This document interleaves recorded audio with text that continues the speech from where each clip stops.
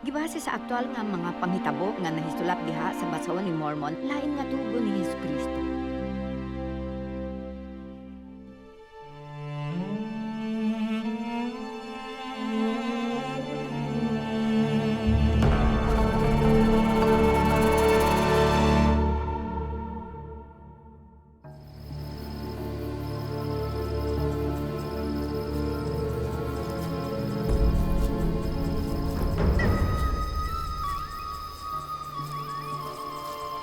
Human sa dako og makalilisa nga away dito sa Komora. Tang-awa, amani fight ken sa nakalayas, ngadto sa rehiyon sa habagatan nga bahin, gigukod sa mga lamanay, hangtod na silang tanan nalaglag.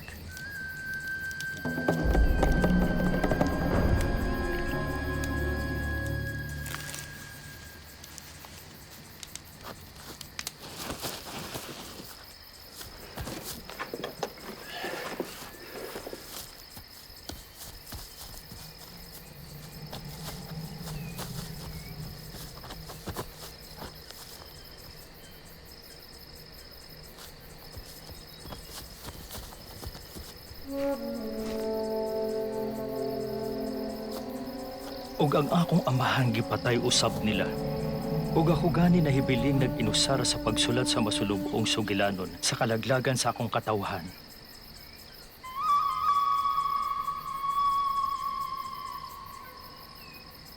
Og kung sila mo patay kanako, ako wala masayod.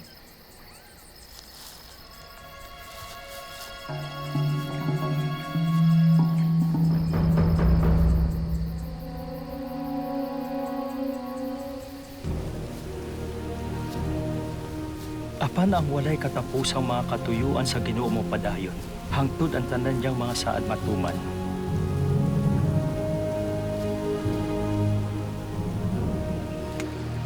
Kay gikan sa yuta, kini nga mga pagkiksaad ug mga panagna mo abot, pinaagi sa kamot sa Ginoo.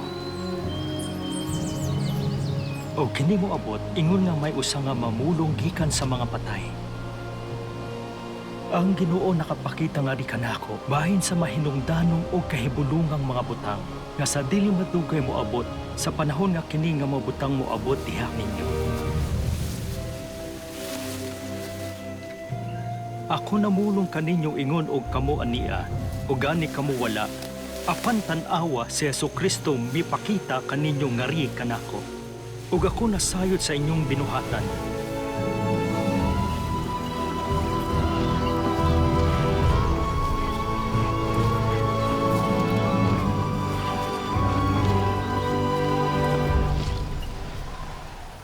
Ayaw ko pag ipamaraot tungod sa akong pagkadili hingpit. Apan hinuon pasalamati ang Dios nga siya mipakita kaninyo sa among pagkadili hingpit. Nga kamo makakaton, nga magmaalamon labaw pa kay kanamo.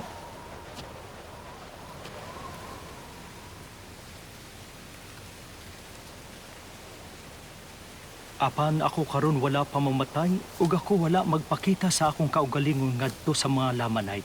Kagi pamatay nila ang matagnipat nga dili mo limod kang Kristo. Og ako dili mo limod kang Kristo. Busa, ako naglatagaw bisan diin alang sa kaluwasan sa akong kaugalingong kinabuhi.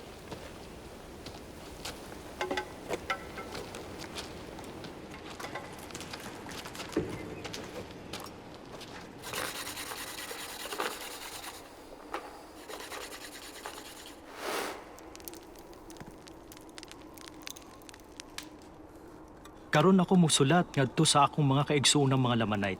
Ug ako manghinaot nga sila masayod nga kapin sa upat ka gatos og kawaang katuig ang milabay. Sukad ang timaan gihatag sa pag-anhi ni Kristo. Ug ako musilyon niini nga talaan, human ako makapamulong sa pipila ka pulong sa pag-awhag kaninyo. Ako moawhag kaninyo nga kun kamo mobasa niini nga mga butang. Kung kaalam sa Diyos nga kamo kinahanglang mubasa ni ini, nga kamo unta mahinumdumon sa kamaluluyon ang Ginoo ngadto sa katawhan. Gikan sa paglalang ni Adan bisan hangtod sa panahon nga kamo makadawat ni ini og mamalandong ni ini sa inyong kasing-kasing. Ug kung kamo makadawat ni ini nga mga butang, ako moawag kaninyo nga kamo mangutana sa Diyos, ang amahan sa kahangturan, sa ngalan ni Kristo, kung kini mga butang dili ba tinuod. Ug kung kamo mangutana sa kinasing-kasing uban sa tinuod nga katuyuan, nga may hugot nga pagtuo kang Kristo, siya mo pakita sa kamatuoran ni ini nganha kaninyo, pinaagi sa gahom sa Espiritu Santo. O pinaagi sa gahom sa Espiritu Santo kamong mahimo nga masayod sa kamatuoran sa tanan nga mga butang.